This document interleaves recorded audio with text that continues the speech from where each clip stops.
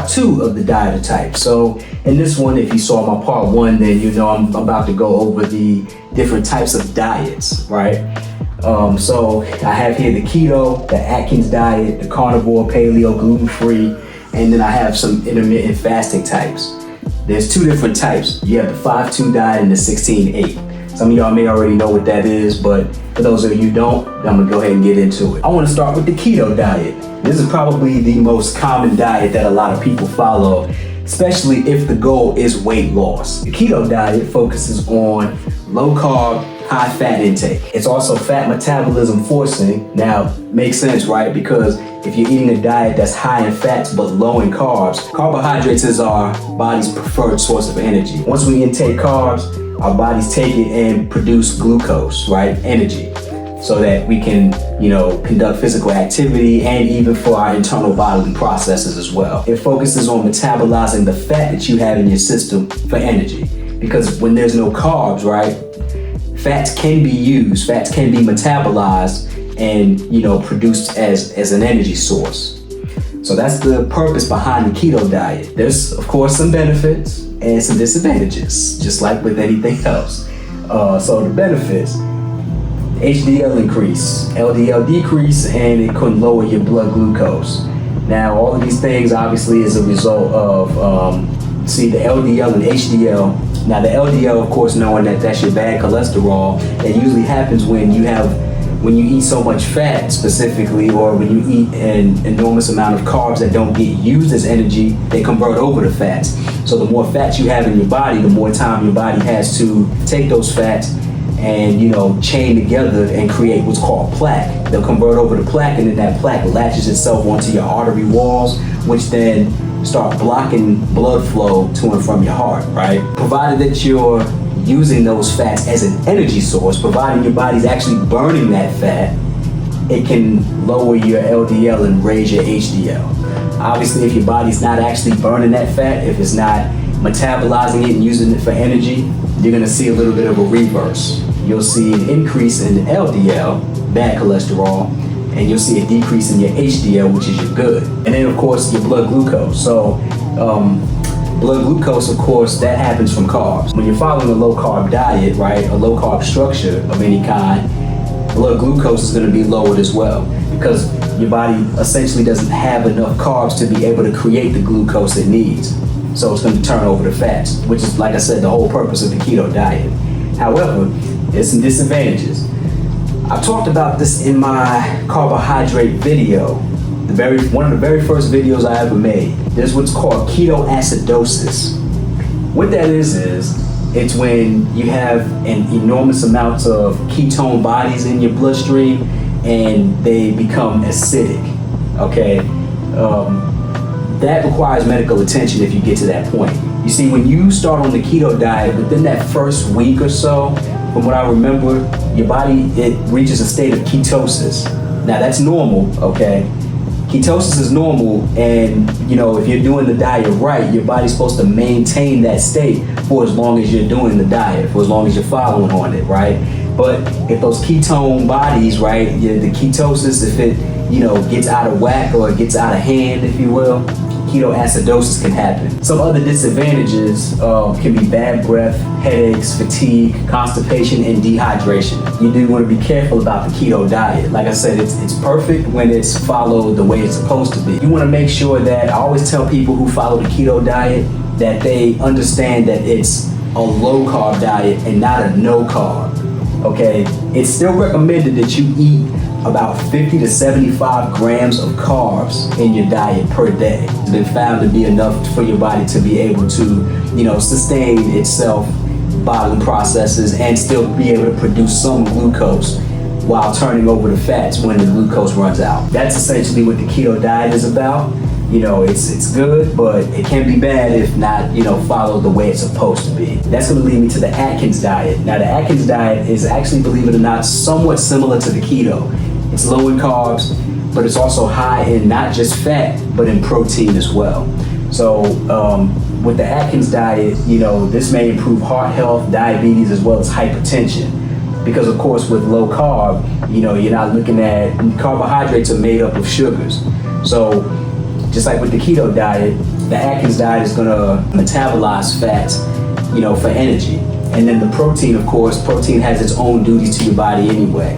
It does more than just muscle building and recovery. You still need proteins, you need that amino acid profile, right, to be completed in order for your body to effectively do things such as carry blood and oxygen, to the tissues and things like that. That's one of the benefits to the Atkins diet. Now, some of the negatives, though, are similar to the keto. Ketoacidosis can still happen because of the low carb side. If you're treating it as if it's a no carb, if you're not mindful about the amount of carbs you still want to get in, it can lead you to ketoacidosis, just like the keto diet. And you can also still have some of the same things: bad breath, headaches, fatigue, constipation, dehydration. For women, infertility is also something that can happen. Probably one of the more common types of dieting as well, the carnivore diet. That one you probably have heard about a time or two.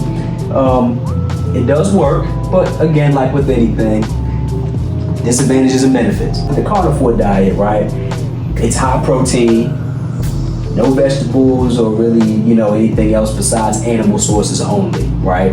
Carnivore diets, they eat like carnivores, so they eat nothing but animal sources: meats, game, veal, pork, beef, chicken, fish, right? Seafoods of all types. They eat everything that's, high in protein, essentially. At least, animal sources for the most part. They don't really do vegetables, though. Now, that can be a disadvantage because there are certain things that vegetables can provide you, certain vitamins and minerals that vegetables provide you that meats may not.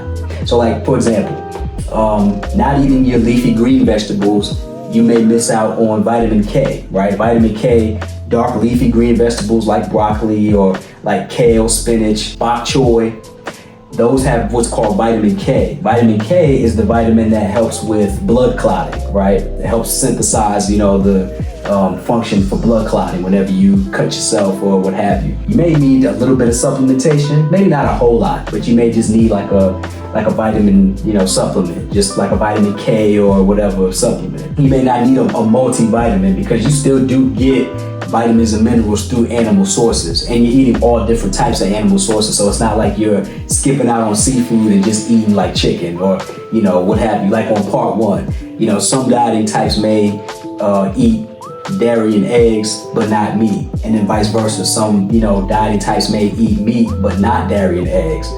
So it's not that severe with the carnivore diet. They may just need to go and pick up a specific vitamin supplement that vegetables will typically provide them, but meats may not. It's the only real disadvantage. Well, another one, it may trigger ketosis. That's not a disadvantage, that's actually a benefit, sorry. It may trigger ketosis, leading to weight loss. Because as I mentioned, in the keto diet, as well as the Atkins diet, meats, since it's the high protein diet, animal sources don't really have carbs. They barely have any carbs at all. So a carnivore diet, they miss out on carbs. They're eating protein and they're definitely getting some fat depending on, how the meat is prepared, as well as the type of meat they're getting. Because remember, there's processed meats too that are high in saturated and trans fats. And that's the disadvantage that I'm about to get into. But, because there's no carbs in meat, ketosis can be triggered, which means fats, as opposed to carbs, is what gets used as an energy source for your daily activity if you follow this diet. The types of meat you eat, okay? So, as I mentioned, processed meats tend to have they tend to get treated the same way as smoking a cigarette does. Consuming certain meats tend to be classified as the same level of carcinogen that smoking a cigarette does. Certain processed meats especially they're high in trans and saturated fats. Now, as I've talked about previously as well, saturated and trans fats are the types of fats that raise your LDL and lower your HDL. They also do, contribute to elevated triglyceride levels. And you don't want that either. Triglyceride is also a type of cholesterol. All of that can be seen on a blood lipid panel. Usually the blood lipid panel consists of 4 things. You got your total cholesterol, triglycerides, LDL level, and HDL level. So it can be seen if you're on a carnivore diet, and you go get a fasting lab. Usually a doctor is pretty good about telling, whether or not you're eating a specific type of food and then not enough of something else, right? They can tell, what vitamins and minerals you have in your system based on that blood test. And that can essentially lead them to, conclude, okay, you're eating a lot of this, but you're not eating a lot of that. Like, you're eating a lot of meats, because I can see you got you got your protein, your kidney function is elevated. So, typically that's what happens too. That's a disadvantage. Kidney function may get elevated because of the enormous amounts of protein that you're intaking. So, and you also may produce uric acid, which is not a good thing either. In my proteins video, I believe that's the video I mentioned this in, but for those that are on a high protein diet, you want to increase your water intake, okay? Because on a high protein diet, you may get, the excess protein has to get processed out by your kidneys. Usually your liver combines, I believe it's ammonia and carbon dioxide together to create what's called urea. That's how your body processes the extra protein out. It gets excreted after the urea gets created. But your body still needs water in order to be able to effectively do that. If you're not upping your water intake with a high protein diet, then what can happen is your body will use its own water. You may lose water weight, but you're not gonna lose body fat if that's your goal. So you wanna be mindful. You gotta up your water intake on a carnivore diet. Next we have the Paleo Diet. Now, there's a diagram I'm gonna put up here. You should be seeing it now, but in this diagram here, you can see the Paleo Diet, there's pretty much not a whole lot that they don't eat. They don't eat, refined sugars, dairy, processed foods. And unfortunately, if you're the type that loves your legumes, if you love your lentils, your black beans, and your kidney beans and things like that, your pinto beans, chickpeas, if you love that stuff, the Paleo Diet kind of restricts that. Because of that though, I wrote here, may not agree with vegan dieters for the simple fact that because vegan dieters don't eat any kind of animal products, which in the Paleo Diet, in the diagram, you can eat animal products. You can eat, unless it's processed foods, you can eat seafoods, you can eat meats, you can eat fruits, veggies, all that stuff. You just can't eat like the potatoes, you can't eat legumes, any refined sugars or anything like that. Corn is not allowed, unfortunately. Legumes is a major source for vegan dieters to get protein, as well as carbs. May not be a good fit for vegan dieters at all. It also may not agree with active people as well as athletes. So there have been studies that show that because of the Paleo Diet and the way that it's structured, the Paleo Diet essentially does have a bit of a restriction on carbohydrates. The reason why that's a problem, obviously, is because carbs, main preferred source of energy, right? One thing we gotta remember. So with active people and athletes, they kind of need carbs, right? Because people that are very active and those that are athletes, like a track runner or what have you, people who sprint, do dashes, anything that requires your body to use carbs as a source over fats, because there are certain exercises, right? Even physical activity. I talked about that in my muscle fibers video. But certain activities we do, right?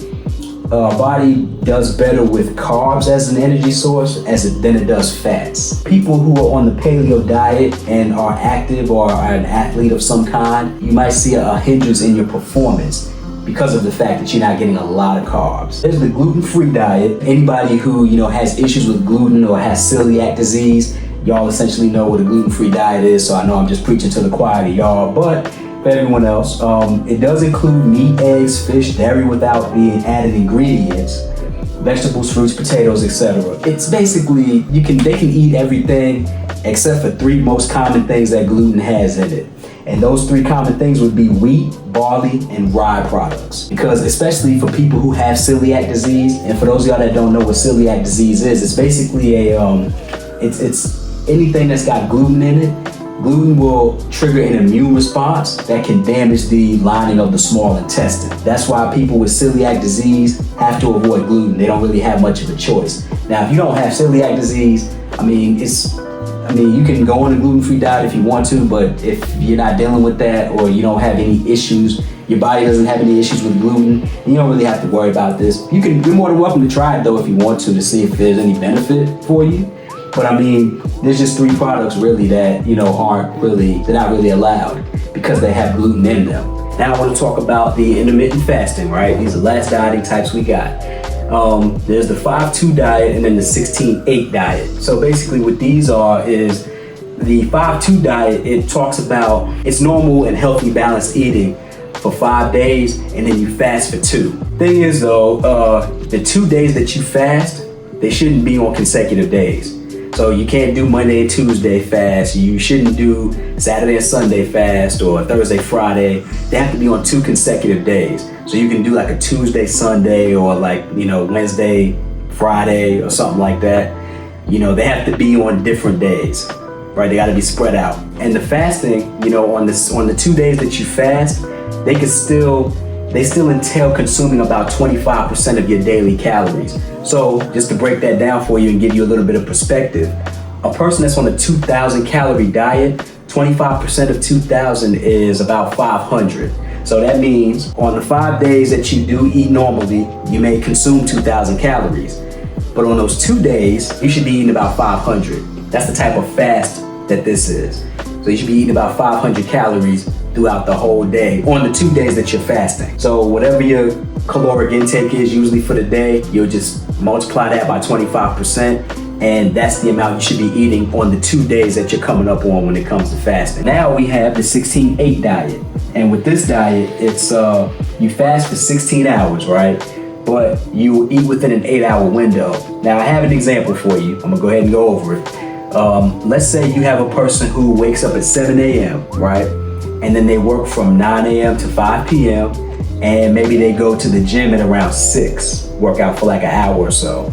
And then they go to bed at about 11 to repeat the next day. So what that means is with the 16-8 dieting type, you should be able to eat within that 8-hour window. And that 8-hour window should be essentially a good portion of the day where you're active. So that would mean anywhere from 10 a.m. to 6, right? Given the example I just gave you, with a person who wakes up at 7 a.m., goes to work 9 to 5, works out at 6, and then goes to bed at 11 o'clock at night, they should be eating between 10 a.m. to 6 p.m. That's the 8-hour window that we're talking about here. The 10 to 6 is the active period of the day, right? Because at 10 o'clock, they're at work.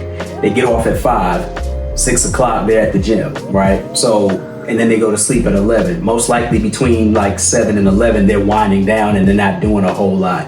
Unless maybe they got kids or, a spouse that they're taking care of. And the benefits for this, of course, it can decrease LDL and also decrease muscle wasting, right? Because again, when you're fasting like that, your body will, all the carbs that your body does have, you can best believe, if not all of it, definitely most of it. Most of the carbs will get used, right? Your glycogen stores, your body will call upon that and be like, okay, now we're out of glycogen and we're not getting any carbs, so now we need to go ahead and see if we can burn some fat. So you can maintain muscle on the 16-8, fasting diet. It can also lead to some moderate weight loss, given that you're only eating within a specific window. That's pretty much it, y'all. Experiment, see what does work for you, and if something doesn't work for you, feel free to try something else. I mean, a lot of, what we live in life, especially in the nutrition and fitness realms, and, a lot of what we do is based on trial and error, right? We do things, we get experience, we'll say, okay, that didn't really work well for me, then maybe I'll go to the next thing. And then in that next thing, you might be like, okay, well, a part of this works, part of this doesn't. Maybe I'll keep the part that works and perhaps combine that with something else. Who knows? That you either way though, you got to go through it for yourself. So I'm not going to try to, sell you on anything. Okay. It's also based on goals too. Whatever it is that you want to do is based on goals as well. So if your goal is to lose weight, then pretty much all of these diets will help you with that. You just have to make sure you're following them the way that they're meant to be. You want to make sure that you're definitely doing your research and you're checking out, what it is that you want to avoid, right? Whatever disadvantages and discrepancies exist with these types of diets, you want to make sure that you are doing your research and doing your due diligence to make sure you avoid that. But other than that, that's going to be it. That has been Dieting Types Part 2. Hope y'all enjoyed this video. Give me a like, comment, thumbs up, and feel free to subscribe if you feel inclined. I shall see y'all on the next one. Y'all take care. Have a great rest of your day, whatever time it is for you. And catch y'all later.